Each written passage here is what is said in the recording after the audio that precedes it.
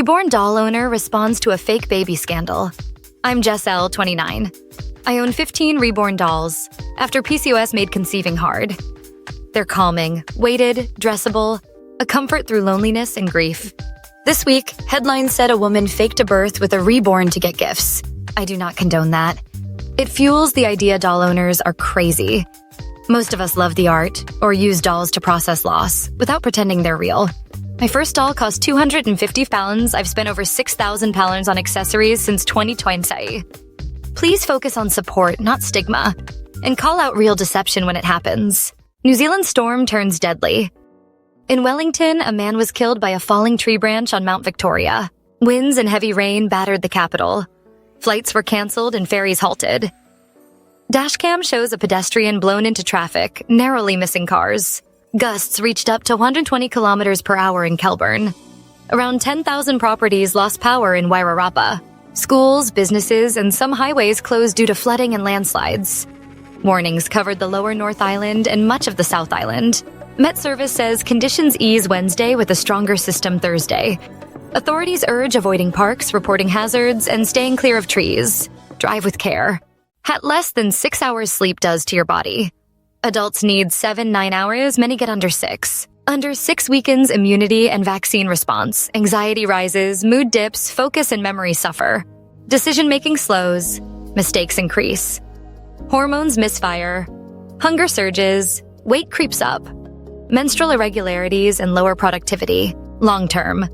Higher risk of hypertension, stroke, diabetes, even dementia risk may increase. Tonight, screens off early, fixed bedtime, wind down. Wednesday night at Meadow Ridge Academy in Swansea, Massachusetts, staff moved to restrain a 14-year-old who tried to leave a dorm without permission.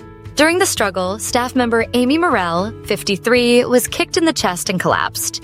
Colleagues began CPR and called 911. She was taken to hospital overnight and pronounced dead Thursday. What do Beyoncé, Thomas Edison, and some kid on your street have in common? Homeschooling. And now it's 2025 remix. Microschools, tiny classes, big outcomes. Let's ride the wave. Homeschooling hit warp speed during the pandemic and then didn't fade. Depending on how you measure, roughly 3 to 6% of U.S. K-12 students learned at home in 2022-23. Translation: millions of learners aren't in traditional classrooms anymore, and a lot of them are clustering into microschools. So what's a microschool? Picture a one-room schoolhouse, 21st century edition. A small learning community of roughly 5 to 15 students, meeting in a home, a community space, or a tiny campus. It blends personalized teaching, projects, and, when it helps, online curricula. Why are families jumping in? Customized pacing, safer, tighter-knit environments, a better values fit, supports for special needs, and pandemic habits that stuck.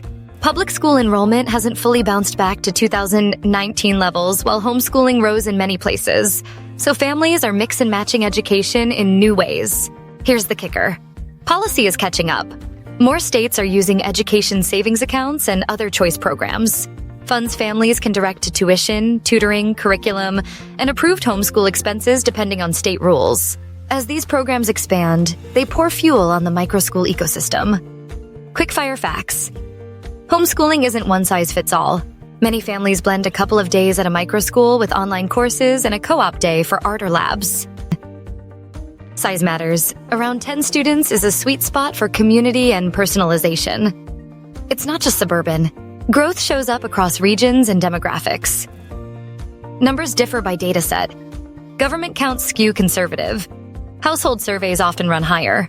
Methodology matters. In some states, funding follows the student, yes, into microschools, within program rules. Let's be real about trade-offs. The upsides, true personalization and mastery pacing, a tight culture with quicker behavior resets, parent partnership baked in, and if state aid or co-ops reduce tuition, a surprisingly accessible price tag. The trade-offs. Quality varies. A great lead educator is everything. Compliance can be a maze because rules differ by state. Electives and teams may be limited unless networks or co-ops fill the gap. And the data is messy. Some states don't even require annual notices, so tracking trends is hard. Myth-busting time.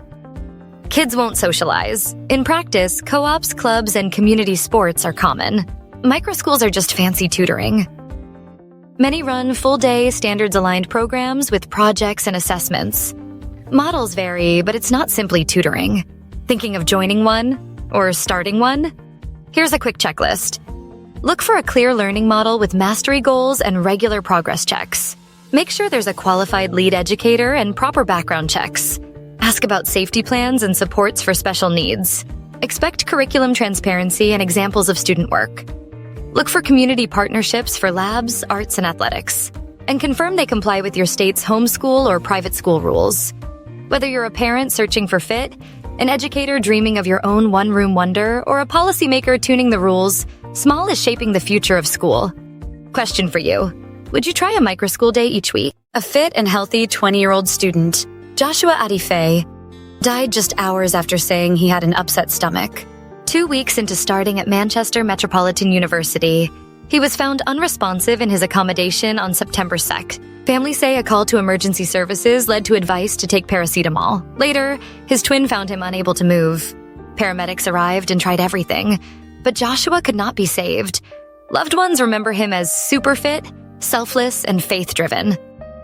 A GoFundMe is raising funeral costs. The medical cause of death remains unclear. Dublin District Coroner's Court heard that 14-year-old Sarah Mescal died from irreversible brain damage after inhaling the contents of an aerosol deodorant at home in Coraclare. On September 20th, 2023, her mother found her unwell. Her parents began CPR. Neighbors who are nurses helped, and she was airlifted to University Hospital Limerick, then transferred to Children's Health Ireland in Dublin. A pathologist said inhaling volatile substances, like those in some deodorants, has long been linked to sudden, unexpected deaths. No role for social media was referenced at the inquest. Cause of death: hypoxic brain injury following cardiac arrest. Verdict: death by misadventure. Please store aerosols safely, never inhale. Ian Watkins found dead in prison. X speaks out. Ian Watkins, 48, was found dead in his cell at HMP Wakefield after a stabbing. His ex-girlfriend says he had a target on his back and is surprised he wasn't killed sooner. Watkins had been serving a 35-year sentence since 2010 for serious child sexual offenses. He was the former frontman of Lost Prophets. The band disbanded during his trial. Police say inquiries are ongoing into the death. Authorities emphasize that violence in custody will be fully investigated. Blackpool, May 10th. Police say a woman approached a pram, removed the brakes, and tried to walk off with a 7-month-old. The parents and passers-by intervened immediately. The baby was unharmed. The woman left, reportedly returned, then fled again when spotted.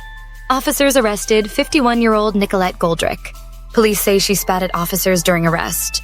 Goldrick pleaded guilty to attempted abduction and common assault. The child's mother called the moment terrifying, saying the incident changed their family's daily life. Police praised the family's courage and urged the public to report suspicious behavior immediately. Former Lost Prophets frontman Ian Watkins has died in prison. This morning at HMP Wakefield, West Yorkshire, he was stabbed by another inmate. Medics and police responded, but the 48-year-old died from blood loss. Police say 2 men, aged 25 and 43, were arrested on suspicion of murder. Watkins had been serving a 35-year sentence since 2013 for multiple child sexual offenses, including conspiring to rape an 11-month-old baby and several counts of sexual assault. The band disbanded during his trial. Judges called his crimes shocking. Sources say he'd been attacked before. Today, the prison was locked down. Detectives from the homicide and major inquiry team are investigating. Inquiries continue. If this story affects you, please reach out to local safeguarding or victim support services. In Carpenedo Romano, Lazio, Italy, 100-year-old Renata Gassini celebrated her centenary on October 4th with family, friends, and the mayor. Just 4 days later, October 8th, her clothing accidentally ignited while she was cooking at home, sparking a kitchen fire. Neighbors called emergency services, firefighters and police arrived, but the blaze had already spread, and she sadly died. Preliminary findings indicate it was an accidental fire. She was alone at home and unable to escape in time. The case is being treated as an accident, and authorities urge seniors living alone and their families to strengthen kitchen and fire safety measures. Toyota is recalling nearly 400,000 vehicles due to a faulty rearview camera that may not display when reversing, increasing the risk of accidents. The recall affects 2022 to 2025 Tundras and Tundra hybrids, plus 2023 to 2025 Sequoia hybrids. Tunisia has seen a tightening of free speech restrictions since President Kais Saied seized nearly all powers in 2021. This shift has drawn criticism from rights groups who warn that judicial independence is eroding and political tensions are rising. The opposition has even called Said's actions a coup, as most opposition leaders now face imprisonment. Recently, a Tunisian court sentenced Saber Chouchan, a 56-year-old day laborer, to death for social media posts critical of the president. According to his lawyer, Oussama Boutalja, the judge in the Nabil court sentenced the man to death over Facebook posts. It is a shocking and unprecedented ruling. Chouchan, who has limited education, was arrested last year. The judgment has been appealed, and the Justice Ministry has not commented. While Tunisian courts have occasionally issued death sentences, none have been carried out in over 30 years. The sentence sparked immediate outrage and ridicule on social media. Many activists and ordinary Tunisians see it as an attempt to instill fear among critics of President Said, warning that such harsh measures could further stifle free expression. Jamal Chouchan, Saber's brother, said, "We are a family suffering from poverty, and now oppression and injustice have been added to poverty. I was born into a breakaway religious sect in Mexico where fear shaped every day. We were taught to dread the year 2000. Leaders dehydrated eggs, hid corn and wheat in caves, and warned us that America would sink beneath the waves. On December 31st, 1999, my husband, one man with 6 wives, watched the television as midnight approached. We waited for disaster. When nothing happened, he tore down the satellite dish and called it evil. Years of control, hunger, beatings, and endless pregnancies had worn me down. Doubt grew louder in my mind. I realized the world was not ending. Instead, my own life needed to begin. Months later, I gathered my 9 children and escaped, running toward an uncertain future. It was terrifying, but I knew we deserved freedom. Now, 25 years later, I run a small business in Minnesota. Freedom means papers, keys, and laughter filling our home. I share my story to break secrecy. If you are trapped in a high-control group or unsafe home, tell someone you trust. You are not alone.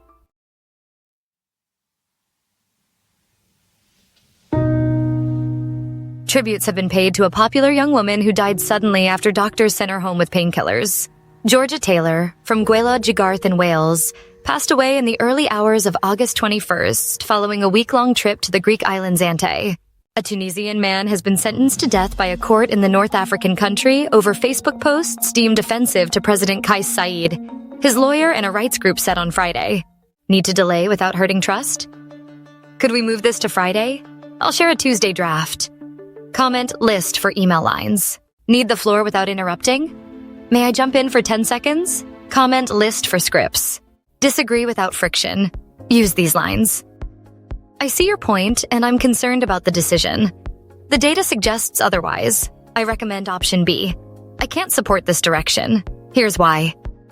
Comment list for templates. Don't know what to say in meetings? 1. Can I add a quick point? 2.